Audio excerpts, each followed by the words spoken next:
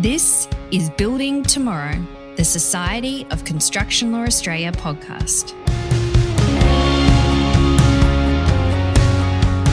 On the show, you'll hear real conversations about what matters most to the people behind the scenes who are shaping Australian construction. From lawyers and contract administrators to engineers, commercial managers, consultants, and all the other experts forging the future of Australian infrastructure today. I'm Mawuna Matanda. I'm BJ Lamsal. And I'm Jennifer Raphael. Today we're chatting with Adam Perl. Adam is a construction partner at Pinsent Masons and a leading voice in construction law reform. In this conversation, Adam unpacks why Australia is the most expensive place to build, how contract amendments are part of the problem, and why smarter construction law in the future needs to include standard form contracts. He also outlines the urgent need for better, fairer, and more consistent contracting practices in Australia's construction sector. Let's jump in. Welcome to the show. Thank you. Let's start with the big picture question. What do you think is driving the crisis in the infrastructure delivery cost in Australia? Gosh, that's a big question and not fully within my expertise. My presentation was very much focused on how, as construction contract professionals, we contribute to that crisis, and just sort of touching on what that looks like. I think it's trite to say that the industry is critical to our economy. 1 million full-time workers, 1 trillion of construction activity going on in Australia right now, and yet productivity is lagging enormously. Over 50 billion a year on 2022 figures could be saved just by keeping up with broader industry in Australia. So that's an enormous number of bridges or kilometres of railway that we could be building if we just kept up as a sector. As construction contract professionals, Mona, we contribute to this productivity crisis and have a role to play.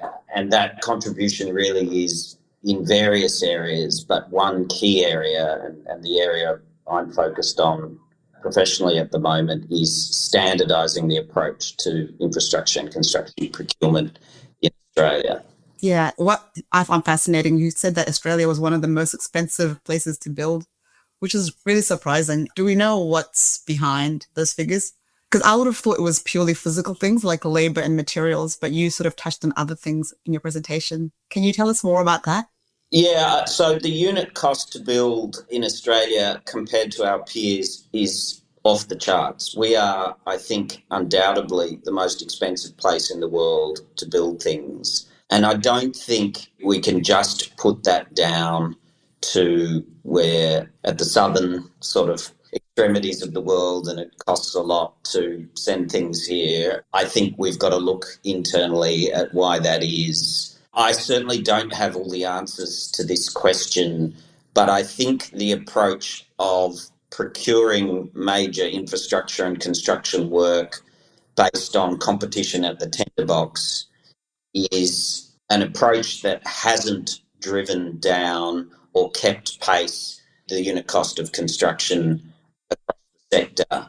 What do I mean by that? I mean that just choosing the lowest conforming price at a tender box and awarding the contract, whether you're a government authority or a government or a private sector client, is not resulting in reinvestment in industry to drive down unit costs through innovation, through improved approach.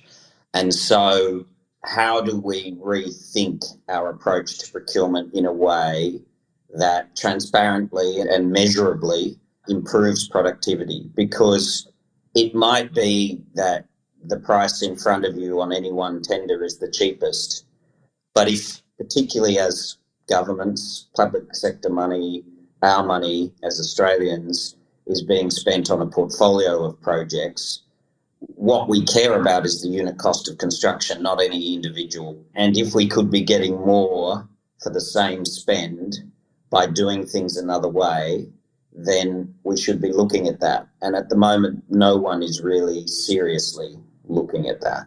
Yeah, and that value for money piece is always elusive. Probably turning quickly to the role of construction contracts. What do you think is wrong with the way the standard forms or how they're being used? Well, we don't use standard forms in Australia. We pretend to. We put a cover page front and we call it an Australian standard, or we call it an NEC, or we call it something else, and then we go ahead and we rewrite it. And depending on the person responsible for preparing the contract, they rewrite it in their preferred way. And the problem with that is when you translate that through a industry where there is right now over $1 trillion of work happening, you multiply the mistakes, the idiosyncrasies, and just the complexity and the uniqueness by $1 trillion. And it's insane because these contracts, sure, you might have a rail project, you might have a vertical commercial construction project, you might have a small housing or social housing project. There's a diversity of markets in which infrastructure and construction is occurring, and each of those markets does need some specific contractual terms that deal with those markets. But the consensus from colleagues, from people certainly I've spoken with, is 90+% of what these contracts are seeking to do is the same. And so why does it need to be written differently every time if the objective is the same? And this isn't about risk allocation. I think that's a really important point to make. And personally, I am agnostic as to risk allocation. If a party wants to allocate risk one way or another, fine. But sort of the 10 to 20% of the contract that does that, as opposed to the mechanics of what a infrastructure or construction contract is, can be through options standardised as well to allocate risk whichever way you want. This is about removing all the noise, all the complexity, all the mistakes, all the idiosyncrasies of contracting in a different way to do substantially the same thing every time. It's madness. What do you think is sort of driving that heavy amendment? And is it unique to Australia, or do you think this is happening in other jurisdictions? That's a really good question, and I have looked at different jurisdictions, and I think we are really lagging as far as our peers. If you look at the UK, there are a handful of suites, particularly NEC and JCT and a few others, that dominate in the market there. Even our friends across the pond in New Zealand have a much more standardised approach to procurement than we do here and stick to that standard. So I think we are responsible here and lagging behind our peers when it comes to standardisation. And I think there are different reasons for it. I think our federation, our system of government with 3 tiers contributes to it because each state wants to do its own thing, each local government wants to do its own thing, and the Commonwealth wants to do its own thing. I think law firms have played a role in creating their own set of precedents, but it's easy to blame law firms and lawyers. I don't do that. I think, ultimately it's up to their clients, and the biggest procurer is government in this country, to drive this together with industry. And the crazy thing is, from all the surveys done, there is an incredibly broad consensus that we need to do this, that we would benefit from it, that it would improve productivity, that it would reduce costs, disputes, complexity, and yet people have been talking about this for some time, and there has been no real meaningful action in this space. If anything, it's getting worse.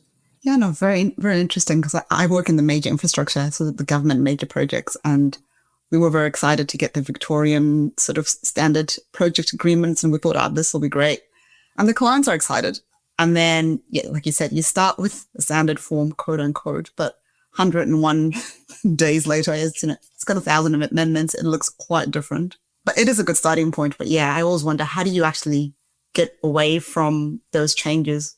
And yeah, he said risk allocation isn't a key part of it, but it's interesting to think, how do you stay in a space where there are not as many amendments? Yeah, look, whilst there is not a one-size-fits-all answer to this, and you have different markets and market segments, I still think we would benefit enormously from standardisation across most sectors and most of the industry.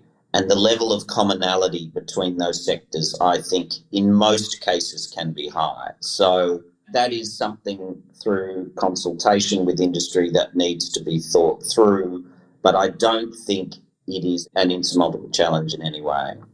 Have you got a feeling of what's changed? Is it just frustration, or people sort of something else behind this need for change? Well, if I reflect on why I'm talking to you now and I'm meeting with government and other stakeholders to talk about this with a view to change, I've been doing construction contracts for sort of over 20 years now, and you pick up the next one and you read another extension of time clause or a variation clause that does the same thing written in a different way.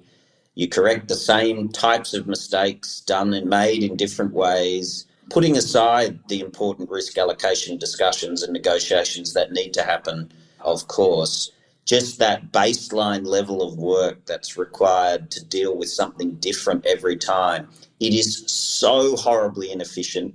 It is expensive for our clients. It is hard for them to understand. It is hard for them to administer when there are no longer lawyers involved and they've got a project to deliver. And that inevitably leads to disputes and mistakes. And all of this is avoidable.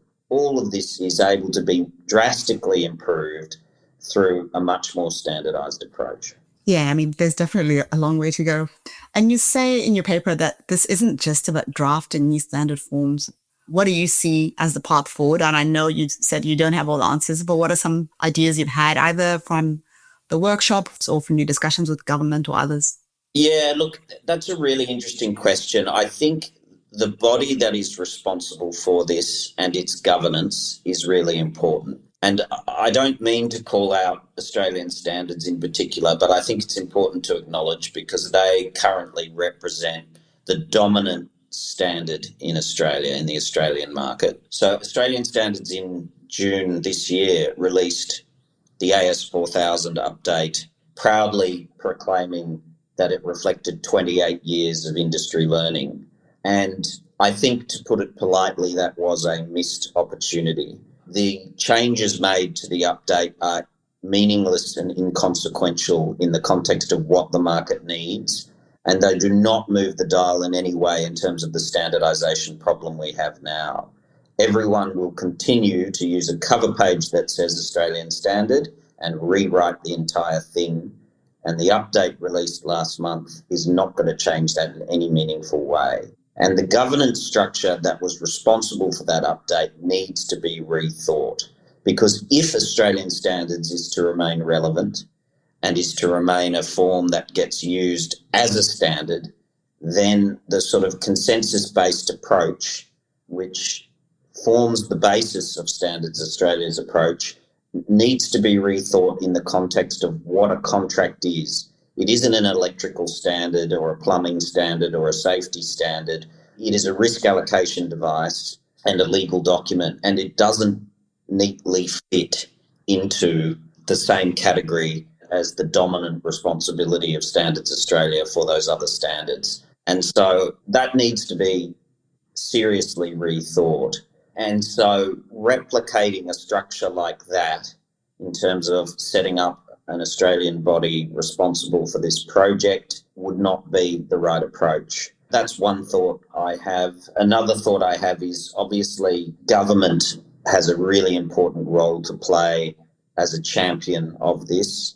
Productivity is a critical agenda item for government at all levels, and the infrastructure and construction sector is lagging on the productivity front in all respects. And this project, for a relatively small cost and a relatively small amount of effort, could easily drive significant productivity gains, not just in the procurement cycle, but throughout the life cycle of infrastructure projects. I mean, given, like you said, its importance to our productivity and success of our sector, I wonder what's sort of been holding us back from doing this in a more meaningful way. Yeah, it's funny. I'm still idealistic. I hear lots of people who, when I meet them over coffee, they say, go for it, Adam. But you can see in their eyes, that they think it's too hard. And I sort of come back to levels of government and trying to find what the priorities are for key stakeholders and whether this is one. And I think it will take time. And I think the governance structure and stakeholder engagement and the championing of this cause by government are critical ingredients to the success of this. It can't just be another policy white paper or announcement released or 10-point plan. We need real action. And I think that in part comes with tying the money, tying the funding to the approach. That is, if treasuries are going to pay for infrastructure projects, they should expect a process is followed that drives productivity. And in my view, that process should involve the use of standardised forms. And what easier way to drive change by stapling the money to the approach? Yeah, money seems to be a very good incentive for things to happen. What role do you think organizations like SoCLA and its members could play in this transformation, or any other key stakeholders in your mind? Yeah, look, I think SoCLA and construction law professionals have a big role to play. We're obviously the authors of construction contracts. We help administer them and obviously help with disputes and disagreements as well. I think supporting this cause and playing a role in contributing to it is something we all should do as construction law professionals. I think the independence and best practice of a governance body that is able to work on this standardisation project is important. And I think there are key roles for organisations like SoCLA and for individuals within the SoCLA community and within the construction contracting community more generally to contribute to that organisation. Yeah, I mean, this is clearly a conversation that is really just beginning, and I look forward to sort of following it and seeing where this leads. Adam, thank you so much for joining the show, for your insights and for your time. Really appreciate it. My pleasure. Good fun. That was Adam Perl, a construction partner at Pinsent Masons. Thanks for listening to Building Tomorrow, the Society of Construction Law Australia podcast. The Society of Construction Law Australia is a national organisation of members at all stages of their professional career with a shared interest in construction law. For more info about the Society of Construction Law Australia, head to the website scl.org.au. This show was produced with strategy and production support from Sound Cartel. To make sure you don't miss an episode of Building Tomorrow, be sure to subscribe to or follow the show in your podcast app. And while you're there, leave us a 5-star review. It really helps others find the show. I'm Mawuna Matanda. I'm Bijay Lamsal. And I'm Jennifer Raphael. And we'll see you in the next episode of Building Tomorrow.